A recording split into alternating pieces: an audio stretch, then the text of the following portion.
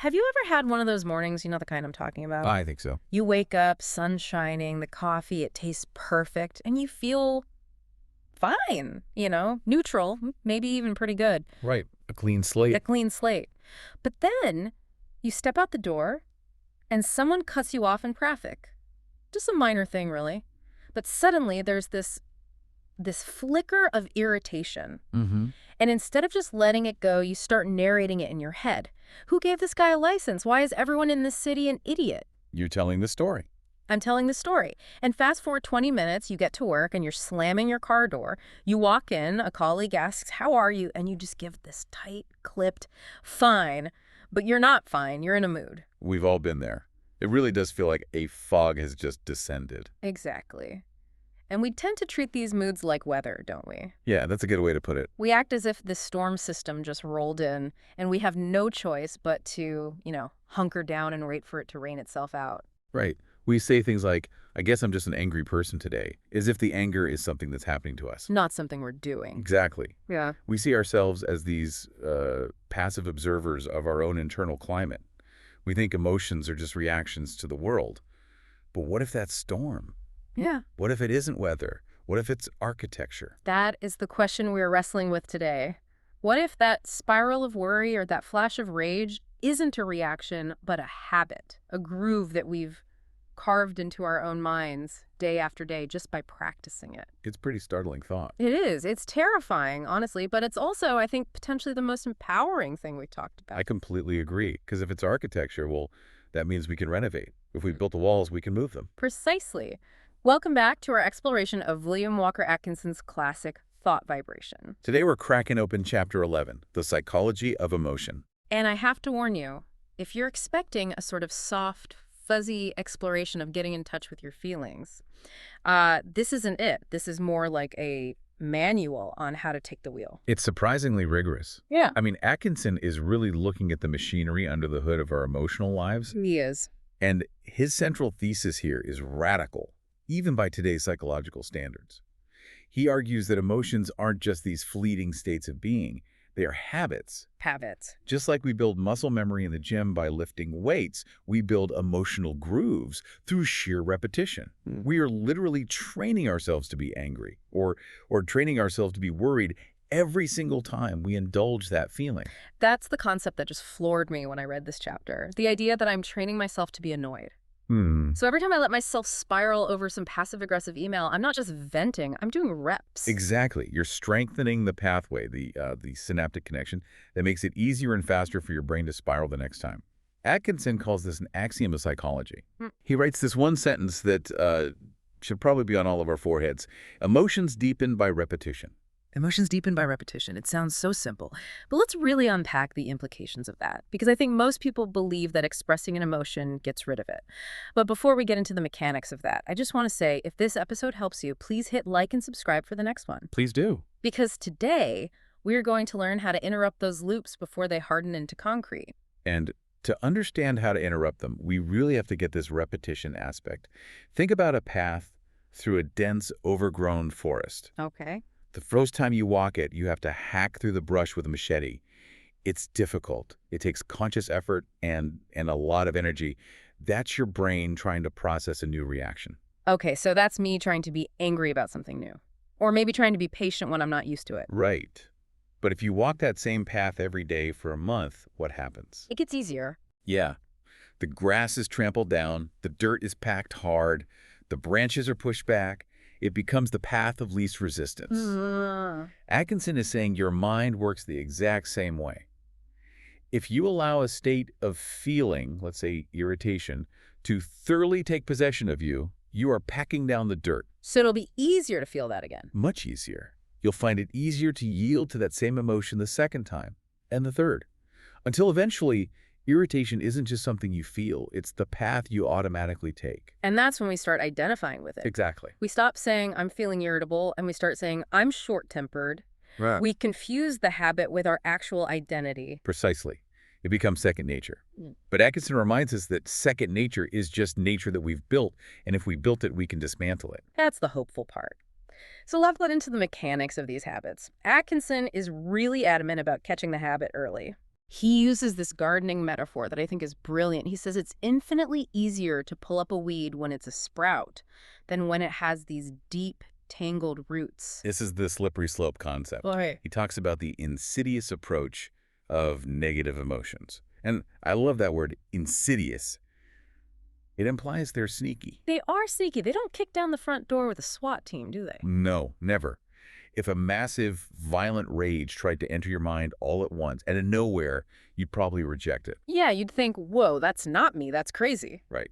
But negative emotions are subtle. They whisper. They offer these hateful suggestions, as he puts it, into a willing ear. A willing ear. It starts with a tiny thought, a little justification. Oh, he shouldn't have used that tone with you. Well, what if the project fails? It feels harmless. It feels like you're just analyzing the situation. But that's the hook. It seduces you into the feeling. He gives some really vivid examples of this mechanism in action. Let's look at the first one, which he calls the green-eyed monster. Jealousy. Now, most of us know that phrase, but Atkinson breaks down the mechanics of how jealousy actually takes root in a way that feels very, very modern. He asks the reader, were you ever jealous? And then he traces the timeline. It never starts with a screaming match. It starts with that whisper. A subtle doubt. A subtle doubt. Maybe your partner smiled at someone at a party, or a colleague got a compliment you thought you deserved. It's just a seed. But if you accept that seed, if you let it sit in the soil of your mind, you start to look for evidence. And that's the loop, what we now call confirmation bias. Exactly. He says you begin to see green. And he means that literally and metaphorically. The filter changes. Yeah. Once that jealousy habit sets in, the mind starts scanning the environment for proof to support the feeling. Everything looks like evidence. So if your partner is quiet, it's proof they're hiding something. If they're happy, it's proof they're happy with someone else. If they're early, it's suspicious. If they're late, it's suspicious. the green-eyed monster waxes fat. That is such a gross but accurate image. We're feeding the monster with our attention. And we are training our perception. We are teaching our brain, scan for threats, scan for betrayal. And the brain says, okay, you got it. I can do that. And suddenly you are living in a world of betrayal that you've partially constructed. He also mentions a physiological aspect here. He talks about jealousy poisoning the blood and affecting the bile. Now, obviously, that's a bit of old school physiology, but the core idea that toxic thoughts create a toxic physical state, that's valid, isn't it? Oh, absolutely. Yeah. We know now about cortisol, adrenaline, inflammation. A jealous mind keeps the body in a state of high alert stress. You are literally poisoning your own system by maintaining that loop. It's self-sabotage on a biological level. Okay, let's talk about the next example, because I think this is one almost everyone deals with, maybe even more than jealousy. Anger and rage. There's this common idea in our culture, a sort of pop psychology myth, that you need to let it out. You know, if you're angry, punch a pillow, scream in your car, vent to a friend. Better out than in. Better out than in. Right. That's the hydraulic theory of emotion, the idea that anger is like steam in a pressure cooker, and if you don't release it, you'll explode. Right. But Atkinson says that is dead wrong. And frankly, it goes against what a lot of us have been told. He takes a very hard stance against it. And interestingly, modern research largely backs him up. Atkinson argues that a fit of rage isn't a release, it is a rehearsal. A rehearsal. When you give way to a fit of rage today, you are not getting rid of the anger. You're practicing the outburst. You are making yourself more likely to get angry tomorrow and on less provocation. That is a game changer for me, because I always thought punching the pillow was a safe way to handle it. But you're saying I'm just training my brain to punch things when I feel friction. Exactly. You're reinforcing the neural connection between feeling friction and explosive physical reaction. You're greasing the slide. The next time something small happens, not a big betrayal, but maybe just a slow internet connection or a dropped coffee, your brain will slide right down that groove into rage because you've kept the path so clean and clear. So venting is actually reinforcing. That's sobering.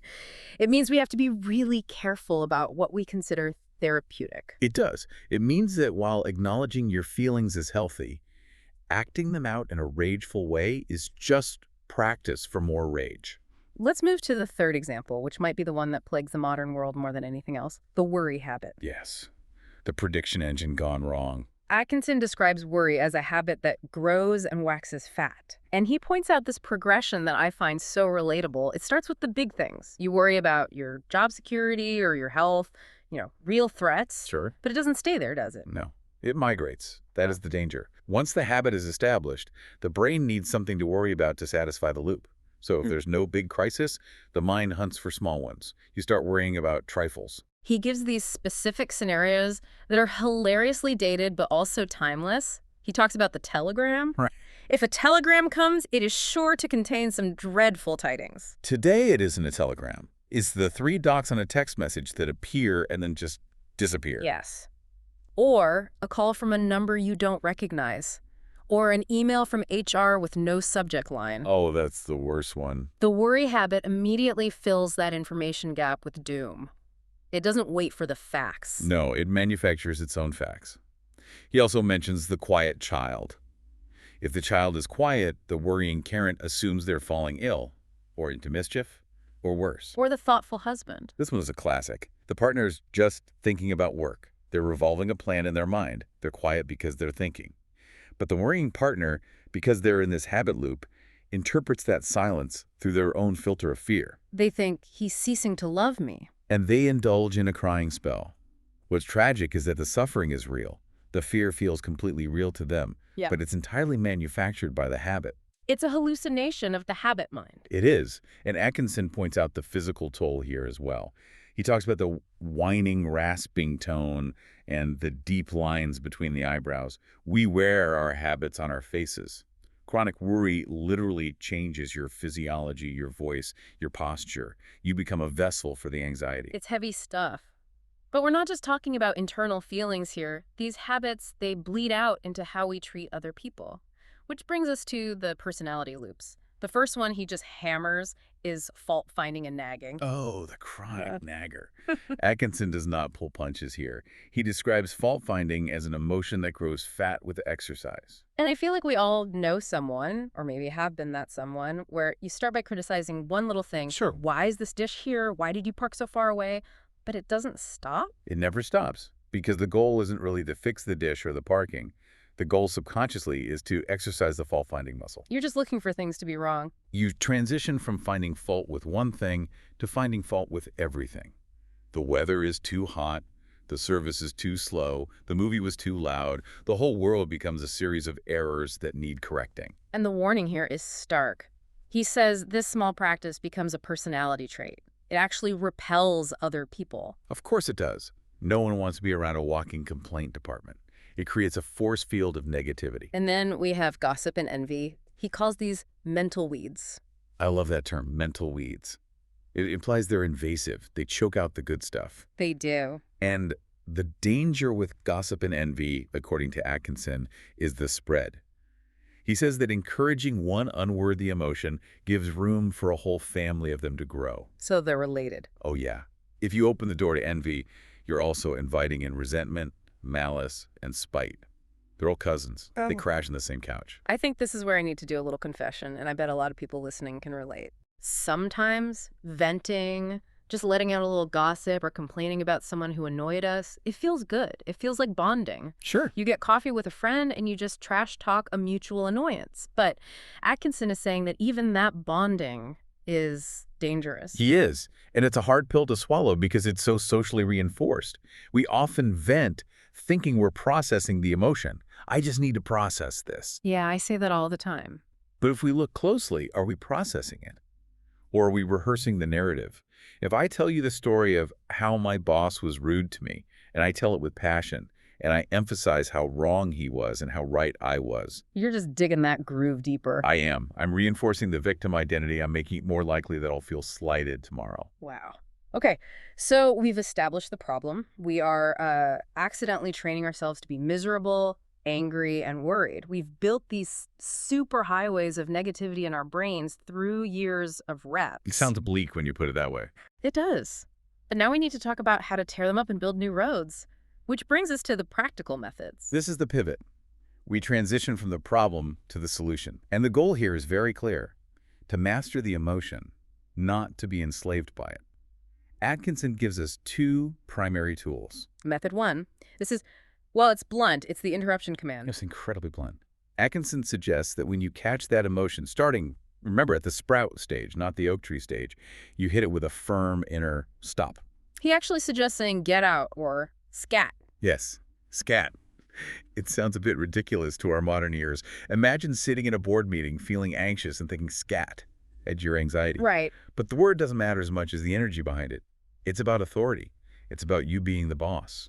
He says the emotion will bridle up and snarl. I love that image. It treats the emotion like a wild animal or an unruly pet. If you've been feeding a stray cat for years and suddenly you yell scat, it isn't going to just leave quietly. It's gonna hit. It's going to hiss. It is going to resist. It's used to being fed. Your worry is used to being fed. So when you first try to stop it, it will fight back. It'll throw a tantrum. It'll say, but this is important. You need to worry about this. So the key takeaway here is persistence and authority. You have to assert the will over the feeling immediately. You can't be polite with it. You can't negotiate. No, you cannot negotiate with a habit loop. You have to interrupt it. But interruption alone creates a vacuum. If you just yell stop and then sit there in the silence, the thought will creep back in. Which is why we need method 2. Which is why we need method 2, replacement training. This is the light switch principle. Right. Atkinson says, don't just fight the dark, turn on the light. He paraphrases William James, the father of American psychology. Refuse to express a passion, and it dies. Okay, so how does that work? The mechanism is simple. The mind can only really think of one thing at a time. It can't hold two conflicting thoughts in the exact same moment. You cannot be intensely grateful and intensely furious in the same microsecond. One pushes the other out. Exactly. So the action is to deliberately cultivate the opposite emotion. If you're feeling fear, you don't just say, stop fearing. You have to focus intensely on courage. So you don't just think the word courage as an intellectual concept. Correct. You have to conjure the feeling. If you're worried, you focus on a bright thing. You visualize the best-case scenario. You force your mind to inhabit the positive state. It's like changing the channel. If it feels like mental alchemy, you're transmuting the energy. It is. You are redirecting the stream. The energy of the worry is still there, that arousal, that alertness, but you're channeling it into a different image. You're hacking the system. Let's make this real. Let's run through 3 scenarios to see how this actually works in the wild, because theory is great, but life is messy. Okay, let's do it. Scenario 1, the work context, the trigger. You're at work. A colleague drops the ball on a project, or maybe you hit a complex problem that makes you feel incompetent. The irritation spikes. You feel that heat in your chest. The old habit, the one we're trying to break, would be to vent to your work bestie immediately. Can you believe what Steve did? Or just sit there stewing, writing angry emails in your head. That strengthens the irritation loop. Right. So the new method. First, the interruption. You catch that heat rising, you say internally, stop, enough. You cut the wire. You don't let the narrative start. And then? Replacement. You switch to a calm, problem-solving script. You force your brain to ask, what is the next constructive move? You visualize yourself handling it with cool professionalism. You act the part of the calm expert until the feeling catches up. I like that phrase, act the part. It sounds fake, but it's actually strategic. Acting as if. The brain often follows the behavior. Okay, scenario 2, relationships. This is a tough one. The toughest. The trigger is defensive anger. You're in a disagreement with your partner. They say something that feels like an attack. Yeah. You never listen to me. Your hackles go up. The old habit is to snap back, to defend yourself, to counterattack with a list of all the times you listened and they didn't. You're just practicing the outburst. Exactly. So the new method, Yeah. interruption. You feel that urge to interrupt them, and instead you interrupt yourself. Internally, stop. And replace with what? What's the opposite of defensive anger? Curiosity. Understanding. You replace the defensive thought with repair language. You consciously choose a tone of curiosity. You force yourself to say, help me understand why that upset you. And you change your physical posture, uncross your arms, you soften your voice. That is hard. That requires so much will. It feels like swallowing your pride. It does. It burns a little. But remember, emotions deepen by repetition. If you can do it once, it's easier the second time. You're building a new groove called patience. You're choosing who you want to be in that relationship. Okay, last one. Scenario 3, personal habits. The late night worry spiral. This is me at 3 in the morning. Trigger. It's late. You're trying to sleep. The defenses are down. Your brain starts predicting doom. I'm not going to have enough money for retirement. What if that pain in my side is cancer? Did I lock the back door? The old habit is to just lay there, stare at the ceiling, and feed the prediction habit. The new method. Interruption. Scat. Get out. Be firm. Then replacement. But here, Atkinson suggests redirecting to action where possible. Oh, that's interesting. Worry is often passive. So identify one small next step. I will Oh. call the doctor in the morning. I will check my budget on Saturday. Write it down if you have to. And then shift your focus to a bright thing, a memory of a safe place, a feeling of gratitude, or just visualizing a peaceful scene. You have to move the mind out of the dark room. I want to walk our listener through this. Let's do a guided exercise, emotion loop reset. I'm going to invite you, the listener, to do this with us right now. If you're driving, obviously keep your eyes on the road, but you can do this mentally. Let's do it. Think of a negative emotion that's been nagging you lately. Maybe it's anxiety about a deadline, annoyance at a neighbor, or a lingering resentment. Just get it in your mind. Okay, step first. Name the emotion, but don't say I am anxious. Say I am feeling a passing cloud of anxiety. Identify it as something separate from you. It's not you. It's a weather pattern you've accidentally practiced. Step second, identify the inner sentence. What is the story feeding that emotion? Is it saying this is going to be a disaster? Is it saying they don't respect me? Find the fuel. Step third, interrupt firmly. In your mind, right now, shout, "Stop pee," or "Enough." Visualize slamming a heavy iron door on that sentence. Cut it off midstream. Step fourth, Mm-hmm. replace. Choose the opposite stance. If it was worry, choose trust. If it was anger, choose understanding. Find a thought that matches that new stance. I can handle this. People are doing their best. I am safe. And finally, step fifth, action. Do one small physical thing that matches the new stance. Smooth your brow. Sit up straight. Take a deep breath. Drop your shoulders. Change your physiology to match the new emotion. And just like that, you've broken the loop. You haven't fixed the whole problem forever, but you have refused to strengthen the old habit for this one moment. And that is a victory. It feels different, doesn't it? Just realizing you have that control. It's a tiny gap between stimulus and response, but that gap is everything. But let's be real, this isn't easy. Let's talk about troubleshooting. Why do we fail at this? We fail because we're human, and these habits are deep. The first mistake is fighting the feeling, or suppression. Wait, isn't telling it to get out fighting it? There's a nuance. Interruption is stopping the thought process. Suppression is trying to bottle up the energy.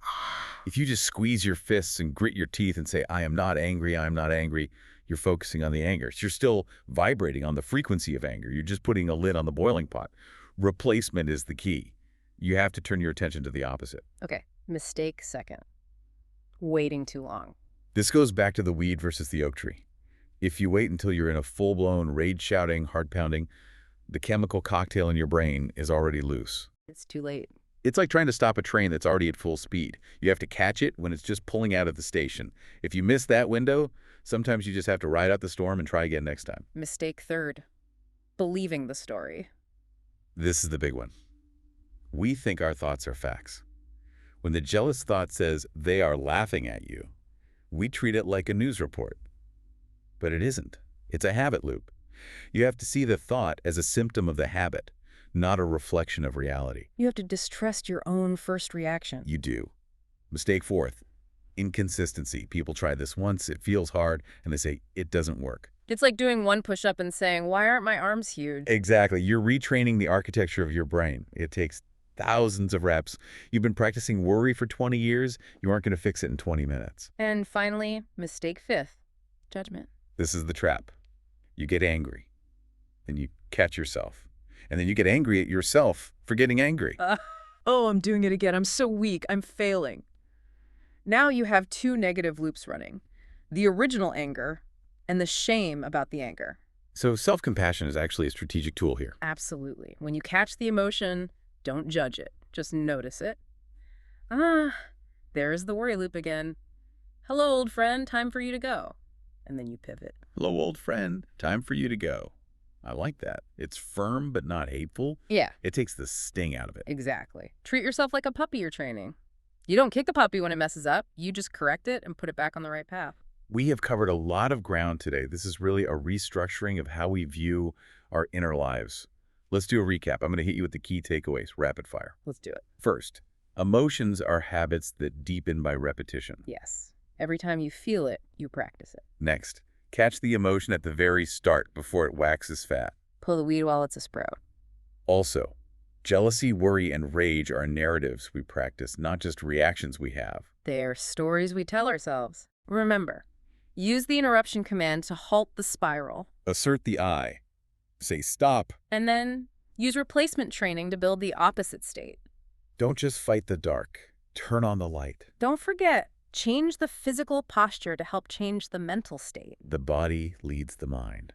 Smooth the brow. And finally, persistence is key. You are retraining the mind, not just fixing a mood. It's a lifestyle, not a quick fix. This has been a massive shift in perspective for me. I'm going to look at my bad moods differently now. Not as bad weather, but as a lack of training. It's the ultimate responsibility. It means we aren't victims of our hearts. We are the architects. And that's a beautiful thing. It is. Now, looking ahead to our next conversation, we're going to go even deeper into the biology of this. The title is New Brain Cells and the Replacement Method. Yes.